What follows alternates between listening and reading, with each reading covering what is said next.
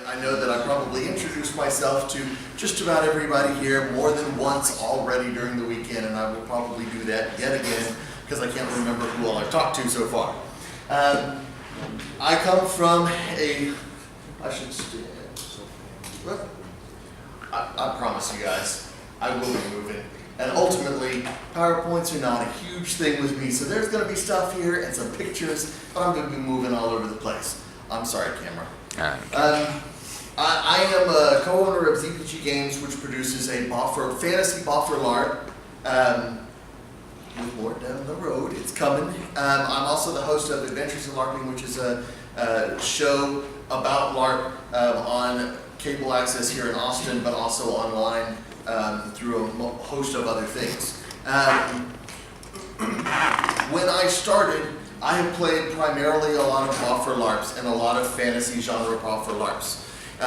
That becomes important kind of to where I started and what I have going on. So I'm talking about specifically adding immersion to your game through the use of electronics and things that have come to light over the past few years. Specifically, let's see, where are we going? One of the biggest things that has happened as far as electronics go, which is not LARP, is the introduction of a microcontroller. We still have computers that are big and they're getting smaller and smaller and in your cell phone, but we now have a series of devices that are incredibly small and have the power of a full computer and are cheap and easy to use. Microcontrollers. So ultimately, what is a microcontroller? Essentially, it's the brains of a computer. Very, very small. This particular case, a lot of them are about the size of a credit card. You can fit it in your hand, which makes incorporating it into something that you want to use prop-wise or otherwise very simple. Some of the newest ones are even smaller. This one next to a quarter for those here from across the pond, about the size of a euro. A full computer to do whatever you want, that big.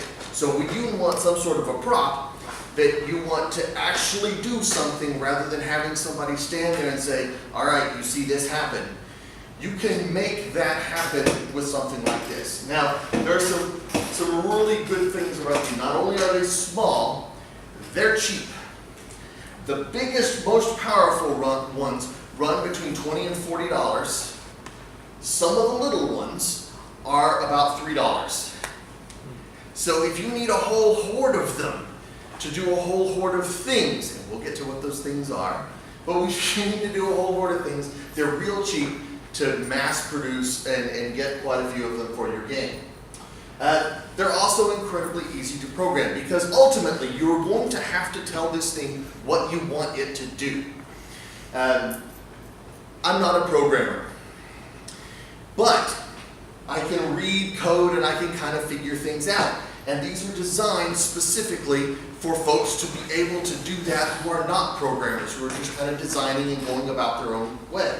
There are two main versions of these. One family is called an Arduino, the other family is Raspberry Pi, and there's some other variations to that. And ultimately what that means is when you get one, you're going to program in a particular language. But the neat thing is that all of these are open source. So what that means is the Arduino company, the Raspberry Pi company, told the world, here's how we made this thing.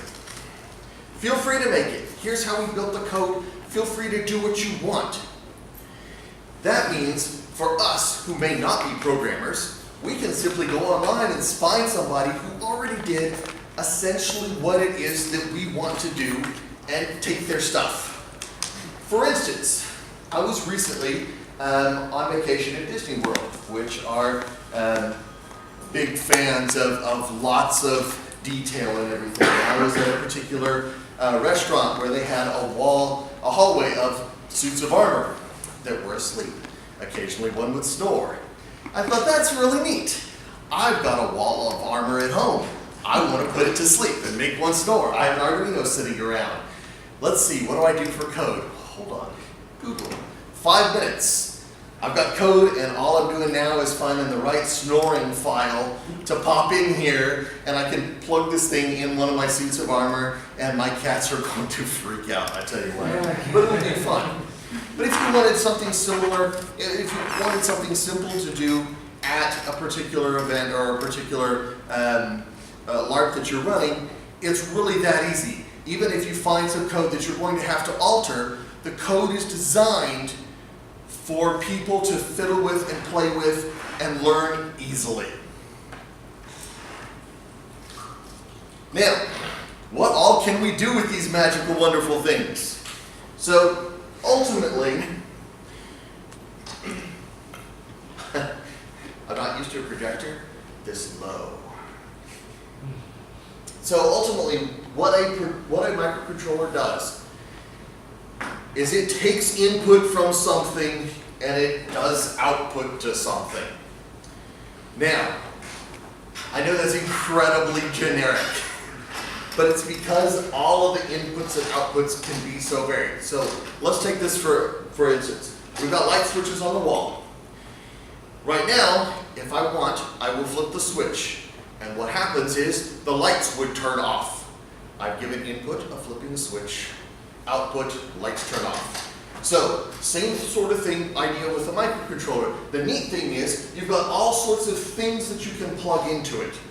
So you could have a switch that does something. You could have buttons. You could have sensors when your players walk into a room. You could have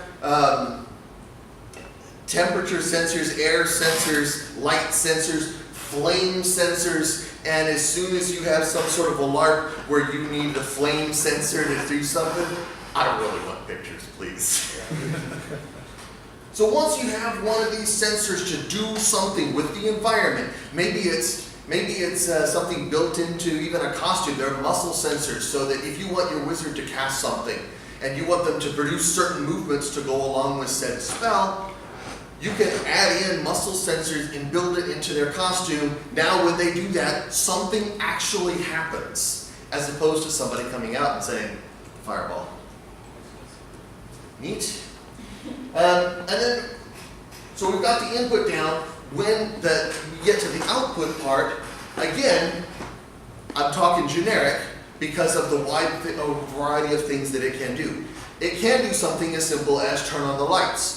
It can do a variety of other things, turning motors, switching on other electronics. You could have some sort of a box with an electronic built lock that if the players get into said box, the electronic lights around the room are then triggered to turn off. A light outside then triggers for the cultists to come running in. Oh, no. Neat! You don't have to have somebody to stand there and make that happen. And meanwhile, from the player standpoint, the immersion standpoint, is they have actually done something with this box. And then things happen without somebody standing at the switch because it's already happening and it's in there and the code is out there. It's crazy easy. So the other big thing is, like I mentioned with the box and being able to talk to the lights, is that because some of the output on these, even with things like Bluetooth edition or wireless chip added to this little microcontroller, it now becomes part of what's called the Internet of Things, which essentially means right now we have computers that will talk to each other across the internet. We don't necessarily have, say, your garage door talking to the internet until you put a sensor on it. What would that tell you? If the door's open, closed, if it's raining outside, whatever you want. But you could build that sort of thing, and essentially if you are a game master over a larger space, you can even tell where some of your players are and what's happening by things that are triggered and then telling signals back to where you are. You become sort of a director from a distance. Kind of neat. So, what all kinds of things that can we do with these? Really, far, far more than I'm going to even be able to list right here or tap into, because I really want your imaginations. But for the most part, basically, we can do costuming and more special effects. We can have monsters that actually make monster sounds and things because things are built in. There's a particular type of Arduino controller called the Flora that's a little round that's made specifically to work with conductive thread. You sew it into a costume. That's the wires, the sewn thread themselves to be able to communicate. So now you can have robes that light up and such, and like the muscle deals that I was talking about before, and a variety of things there. Props are huge. So let's say, again, I know that I'm going with kind of a fantasy LARP tint, but you can use these for whatever direction you want to go. But right now, if you had some sort of a light spell, I have yet to see a rulebook that doesn't say something like, you can now use your flashlight or a glow stick. But what about instead, if you took that and you had some sort of a sphere that was a magic item that produced light, when you gave it a command, you can do, oh look, I'm going all over the place. You can do voice interaction and you can tell it, light red, and now it's a red light. So even though it's still a thing that's producing light in your game, instead of pulling out a flashlight to make that happen, you've got something that the players can interact with that's more in keeping with the game world that you're working with. You could also do things like, say you're a James Bond type game, and you've got a little device to be able to hear conversations on the other side of the room. Well, in a setting, you might have to do, you might have to either actually go stand next to that setting or ask the game master, what did they say? But with this sort of thing, you can build stuff or simply hack little kid toys that do similar things, and you can have some sort of a device that actually does that. You can hear the conversation on the other side of the room, and you don't need a game master for it. Also, set pieces. I mentioned the box earlier. Last week, I put together a room for a LARP room for a gaming convention, something for people to play with and interact. A little small town, a little archway into a cave.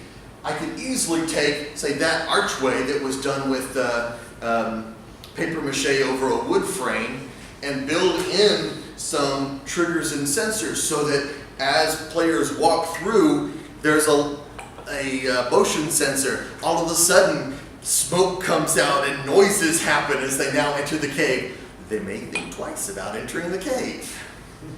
Or they may get armed and go running in anyway. You know, whatever the case may be. But the set pieces can be just as complicated as any of the other ones. And it's incredibly easy to do. It does take a little bit of time to put some of the pieces together. It may take a little bit of research. But even if you can't find LARP research, LARPers online that are doing it, it's open source. You're going to find other programmers that are already playing with these things, and simply ask them, hey, I'm making this for a game. Who's got some code to make this happen? How would I wire this? And you're gonna have suggestions in a matter of hours. I kid you not. Here's how I would do it. Go this direction, and there you go. You're done. Take that, upload it to your little controller, and make cool things happen. So, we have a conclusion, but essentially I've just been rambling on. The microcontrollers are out there. They're getting smaller, they're getting cheaper, they're incredibly easy to use. The range of sensors and components and things that you can easily plug and play and add to them is growing daily. They're incredibly small and easy to put everywhere.